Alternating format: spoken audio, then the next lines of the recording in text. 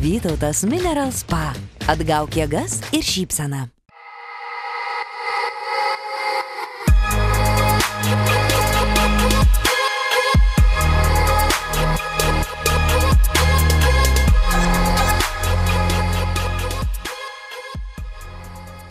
Yeah, so the talk is in English. Hello, everyone.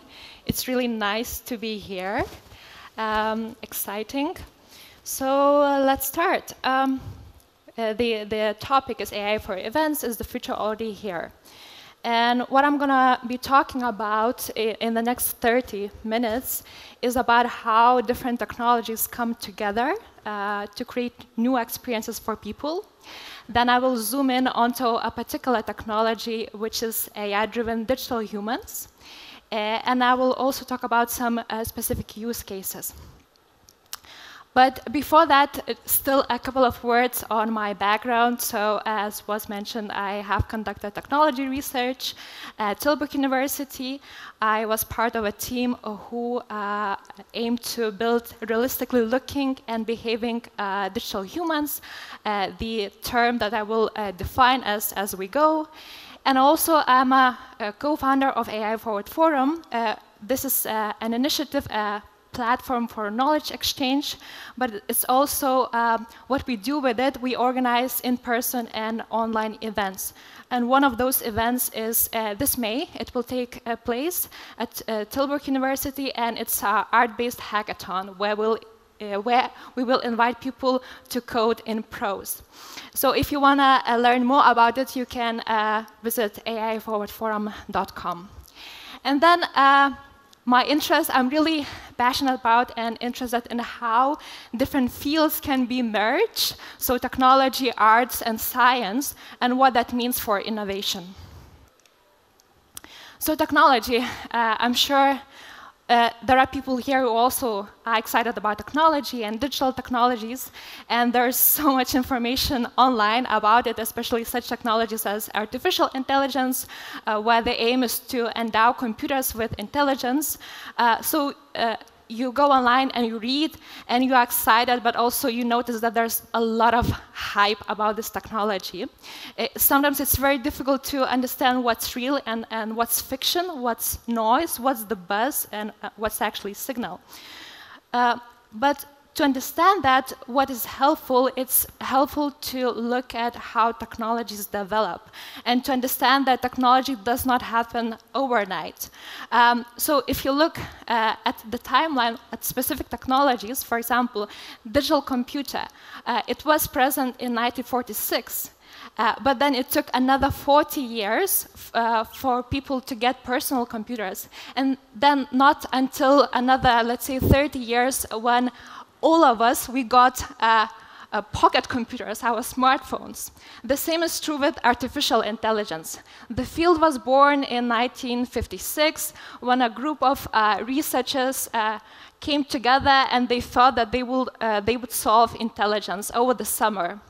Of course, that didn't happen. The goals were really ambitious. People wanted to endow computers with vision in order to interpret images and so on. So that was one of the problems. And it didn't get really solved until very recently, let's say 5-7 years ago, with the advances in neural networks and machine learning technology. And now we have large language models. A specific case in point would be ChatGPT that some of you might have tried out. It's really exciting, but still it's a technology that is in flux. It's still being developed. Then virtual reality. People were working on that in the 1980s, building hardware for it, working on algorithms to render 3D objects. And still, it's still being developed today. The same is with wearables, that the first ones, let's say smartwatches, were developed in early 1990s. And then there's metaverse, this huge concept that was first introduced as a concept in a novel written by an American author. And now, 2 years ago, we started to see this buzz again, excited about this technology, and people asking, okay, in the future, are we gonna be having events virtually? Are we gonna be socializing virtually, learning virtually? And perhaps the answer is that probably, and why this is the case, it might seem crazy to say that, but again, if you look at the technology background and context, some technologies at some point, they look insane, they sound insane. For example, if you look at touchscreen, people were asking at the time, okay, touchscreen, who would want to use touchscreen, like it would get dirty and so on. And then metaverse, right? Seems crazy now, but what it is actually. So metaverse, it's a fusion of physical and virtual coming together. It builds upon a set of technologies that already exist, but they really need to come together. And there are high requirements for all those technologies. So for example, internet connection. It has to be a low latency, stable connection for people to be able to access virtual worlds online. Then you have blockchain that allows you to verify identities and to have economic transactions online in virtual worlds. Then you have hardware for virtual reality and augmented reality that you can use, that's being used to render objects in 3D, and so on. So all these technologies, they need to come together for the metaverse to be true. And then the grand challenge is actually how do you make those virtual experiences to be perceived as realistic experiences. And this is known as presence. So presence is a concept discussed by researchers where it's a phenomenon that is described as how do you make something to feel real, as if it's a true thing. So here we are in physical, right, in person, and it feels true, it feels realistic. So how do you make that in a virtual world? And then what else do you have in a virtual world? You have digital humans that are 3D entities. And they are being generated using also a set of techniques and technologies that come together: computer graphics, 3D scanning, and machine learning. And it's very, very likely that in those virtual worlds we will come across 3D digital humans. Some of them will be actually, well, they will be personas. There's not going to be a person behind, but there will be these entities. So a bit more still on the definition. What is a digital human? So it is a software entity that can be seen on a computer screen or on a mobile phone or in virtual reality. And what's really unique about it is that it can communicate with humans using natural cues, so speech, language, and also nonverbal communication, such as facial expressions, eye gaze, gestures.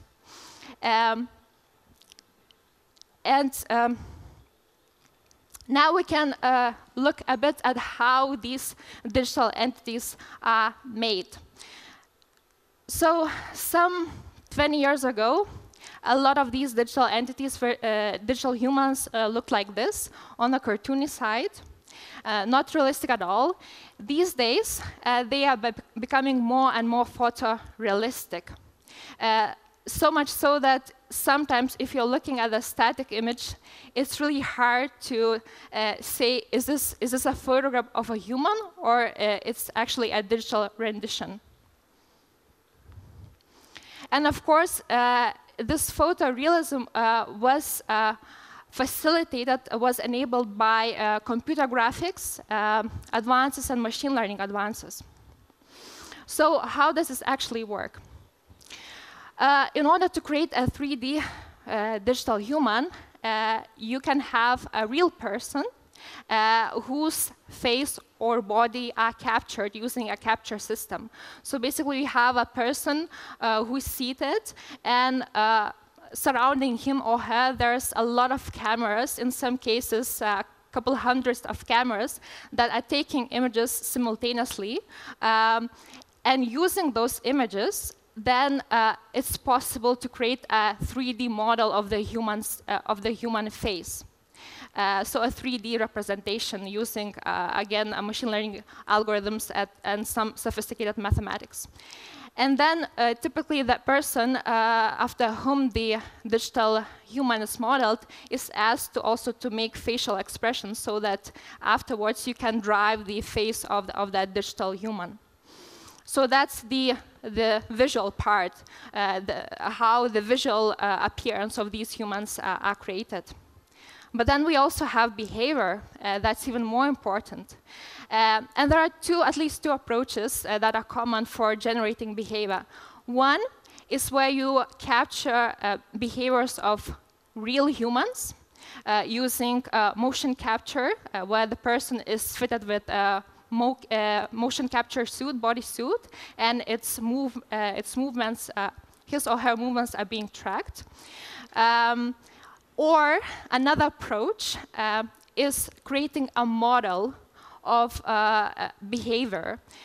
So that can be done, again, relying on existing data of human behaviors. For example, facial expressions. We can collect sets of facial expressions, and then we can deduce a mathematical model in order to use that model to drive the digital human behavior.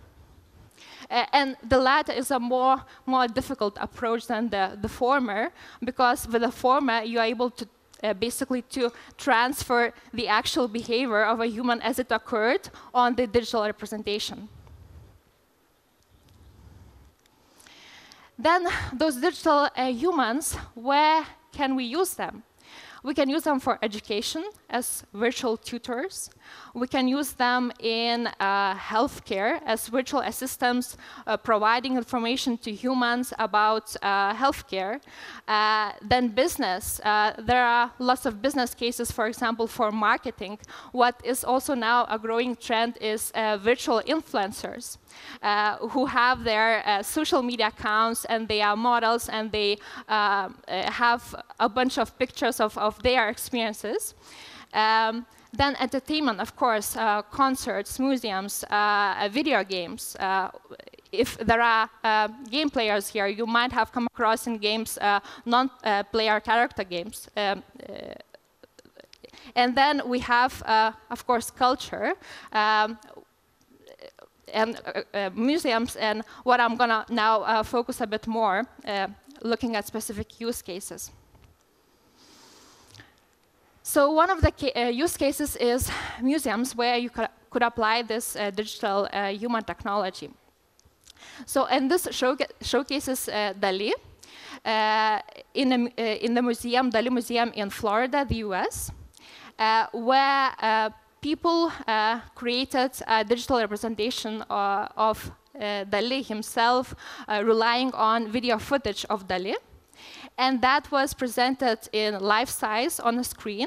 And as people were roaming around and entering the museum, they were able to talk to Dali and to also take selfies and to have this experience. Of course, taking selfies was the most exciting part for people.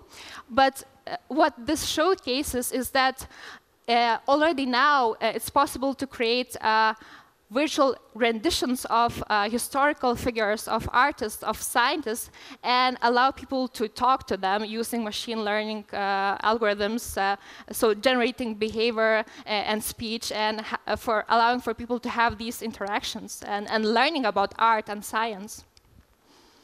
I need to drink a bit.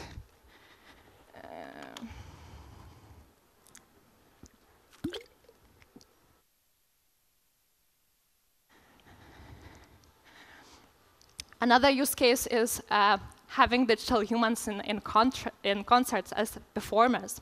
So what this shows avatars, the digital renditions of the ABBA band members. The first concert took place in last May in London, in an arena that was specifically built for this purpose. And how they did it with the avatars, basically they had the actual band members being scanned, and then they had mocap suits again. Using mocap, they recorded the movements and the mannerisms of the band members, and then fusing this together, they created these digital renditions. Of course, ABBA band members are not young anymore, so also they used young actors who dance and perform, and they also fused all these footages together to create avatars that look young, as if they were some 40 years ago.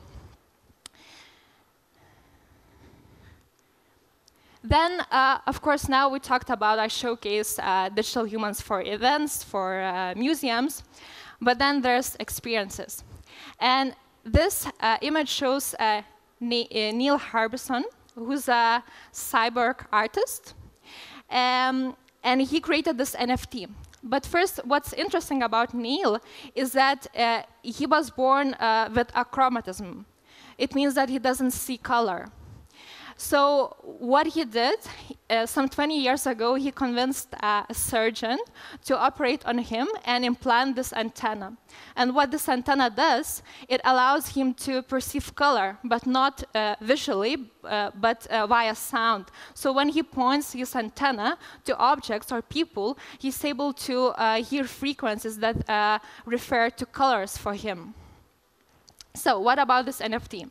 So this NFT, a non-fungible token, allows anyone who purchased it to send colors to Neil's head, to send vibrations, and this way to alter Neil's perception of color.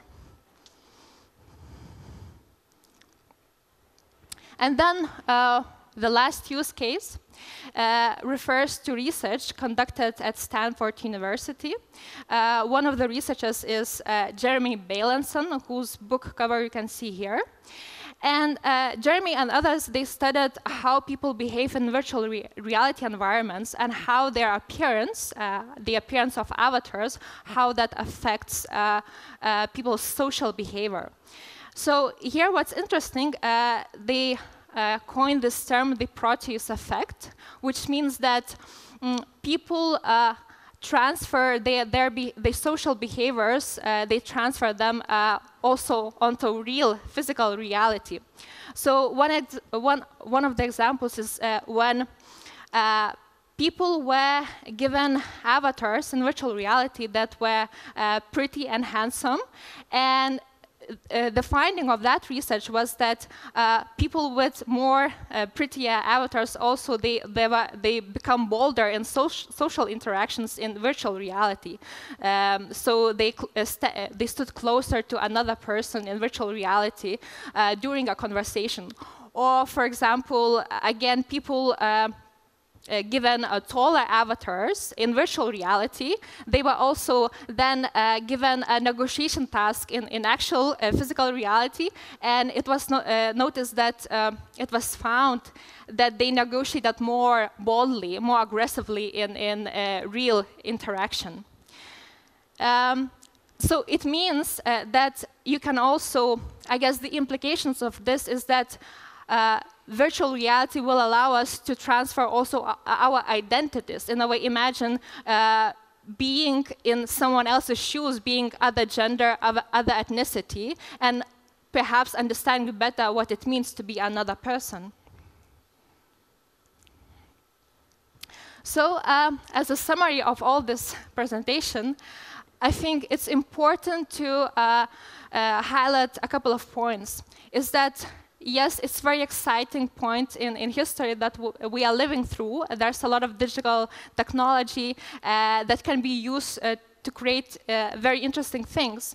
But it's important to remember that the future is created by humans using technology, and that we are the shapers of those experiences, and basically the sky is the limit of what can be created. So it really comes down to our imagination. And of course, I think in the future, many more people will be creators and will be creating experiences for others, for themselves, and shaping that future. So thanks so much for listening.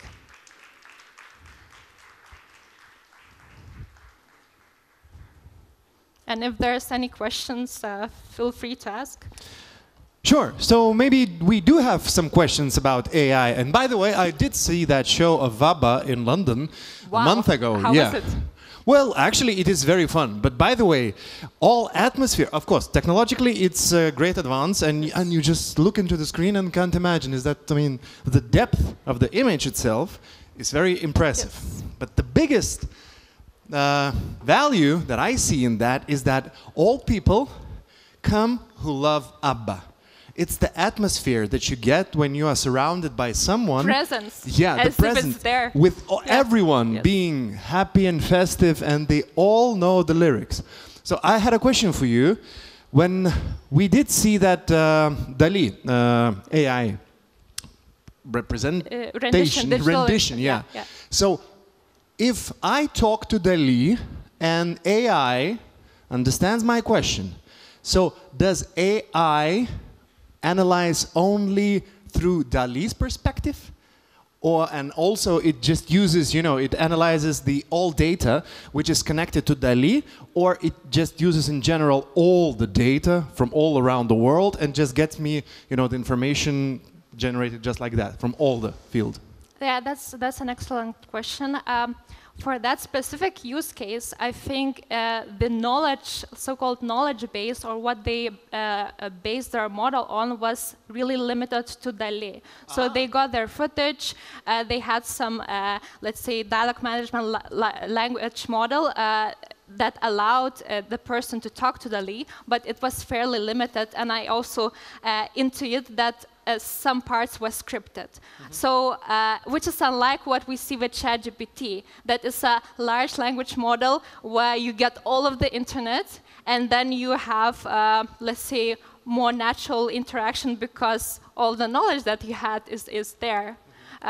So there's a difference for different applications. So I think that was really contained, bound to DALL-E. Yes, because I do agree with you that the future, if you have some musician who is not around anymore, and you will be able to get the AI to generate the live footage without investing millions and millions of dollars into making them, it will be an amazing thing. And by the way, did you hear the songs created by AI? Music, yes. Yeah, but there were 6 performers. I think Nirvana, Amy Winehouse, and other 4 performers. So all that data was put into AI, and they asked for AI to come up with new songs. So you can find them on internet and listen to them by yourselves. And trust me, Amy Winehouse song is just something out of this world, because it does sound like Amy Winehouse. It's completely new, but Nirvana song is a little bit kind of not that good. Okay, I should check that Definitely out. check it out, because I have no idea how tomorrow will look. That's it. That's it. If anybody would told me 4 years ago that, all the world will be on lockdown, I said, yeah, right. And right now, if somebody will tell me in 5 years, aliens will land here, I'm definitely keeping my comments with me. Thank you very much. Thank you.